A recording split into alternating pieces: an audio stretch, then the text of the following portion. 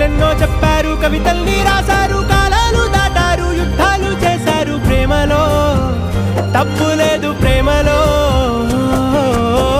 వేల వేల వెన్నెలంత నీదవాలి వెలుగునంత మోయమంటే నేను ఎంత రే.